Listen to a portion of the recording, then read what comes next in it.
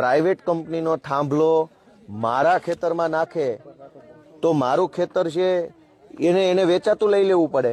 જેટલો થાંભલો નાખવો છે એટલી જગ્યા વેચાતી લઈ લો, તમારા નામનો દસ્તાવેજ કરાવો, મને જે ભાવે પોસાય એ ભાવે હું વેચીશ ને તમને જે ભાવે પોસાય એ ભાવે તમે ખરીદો ને લઈ લો ને પછી દિવાલ લગાવી દો। જય ભવાની કે આ ગોપાલભાઈ ઇટાલિયાએ વાત કરી એકદમ સાચી કરી, પણ એ માયલું કોઈ હે નહીં, એમને મફતમાં જ મળતું હોય તો જમીન શું કામ લેવી પડે વેસાતી ખેડૂત આગળથી? દસ્તાવેજના પૈસા થાય, વંડીના પૈસા થાય, જીનું હોના નાકાવાર નથી જીવ એને ખીચા ભરી દીધા બોલો કંપની વાળાએ, અને ખેડૂતનું તરિયા ઝાટક કરી નાખ્યું, ત્યાં દેવામાં એમને ભીંગ પડે।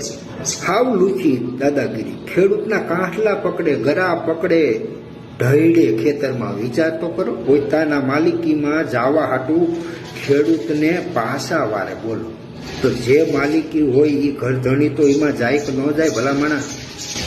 એ કે કોઈના બાપની જાગીર તો હે નહીં।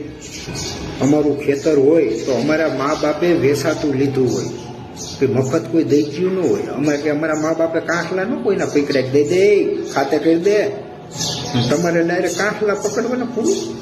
આવું લુખી દાદાગીરી વાપરવાની આ તો જબરું કહેવાય ને।